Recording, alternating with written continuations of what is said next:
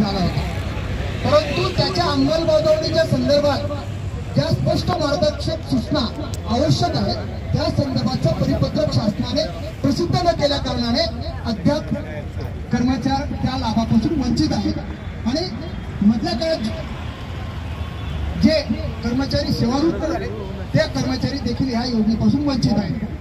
ज्या 4 राज्यांनी जुनी पेन्शन योजना स्वीकारली ते आपल्या अगोदर 2 वर्ष त्यांनी लागू केली, परंतु अजून सुद्धा त्या 4 राज्यांना लागू झालेली नाही, कारण ते राज्य होते केजरीवालचे 2 राज्य आणि एक काँग्रेसचे 2 होते।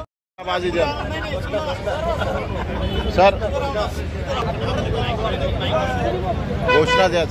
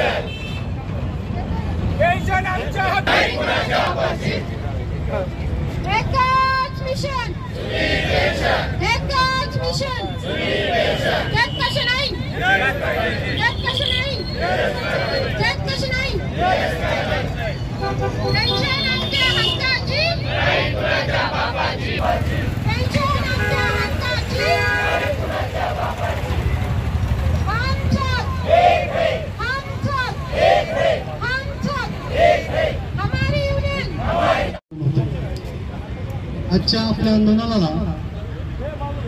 राज्य सरकारी कर्मचारी मध्यवर्ती संघटनेच्या वतीने आणि अखिल भारतीय कर्मचारी महासंघाच्या वतीने भेट देण्यासाठी आणि आपल्याला मार्गदर्शन करण्यासाठी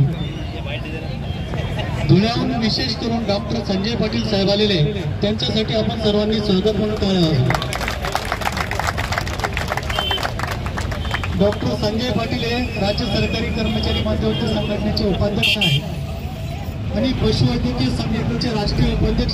राज्यातील 17 लाख कर्मचाऱ्यांनी 2024 मध्ये बेमुदत संप केला होता। या संपाच्या माध्यमातून राज्य सरकारने राज्य सरकारी कर्मचारी मध्यवर्ती संघटनेच्या समन्वय समितीसोबत चर्चा करून राज्यातील कर्मचाऱ्यांना सुधारित पेन्शन योजना लागू करण्याचा निर्णय घेतला आणि या निर्णयाची अंमलबजावणी करण्यासाठी सरकारी कर्मचारी संघटना सातत्याने सरकारकडे मागणी करत आहे, परंतु अद्यापपर्यंत सरकारने याबाबतचं परिपत्रक आणि अधिसूचना जारी केलेली नाही। त्यामुळे आमचा असा समज झालेला आहे की सरकारने आमची फसवणूक केलेली आहे। त्यासोबतच राज्यातील कर्मचाऱ्यांच्या 14 विविध मागण्या आहेत, त्या मागण्यांवर सरकारने सकारात्मक ठोस पाऊल उचलण्याची गरज आहे, परंतु त्याबाबत सुद्धा सरकारने काही कारवाई केली नाही, म्हणून आजचं हे आंदोलन आहे।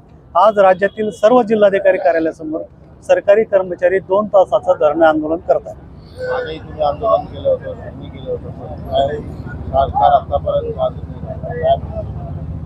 7 दिवसाचा संप करून संपूर्ण प्रशासन बंद झालं होतं। अशा परिस्थितीमध्ये सामाजिक दायित्व आणि सरकारची भूमिका या माध्यमातून आम्ही संप स्थगित केलेला होता, संप संपवला नव्हता आणि जर सरकारने आताही आमच्या मागण्या मान्य केल्या नाही तर 17 लाख कर्मचारी परत नव्याने संपावर जातील। नाही, त्या राज्य कार्यकारिणीमध्ये तो निर्णय होईल। सरकारने खरं म्हणजे निर्णय घेणे अपेक्षित आहे, परंतु सरकारकडून चाल ढकल होते।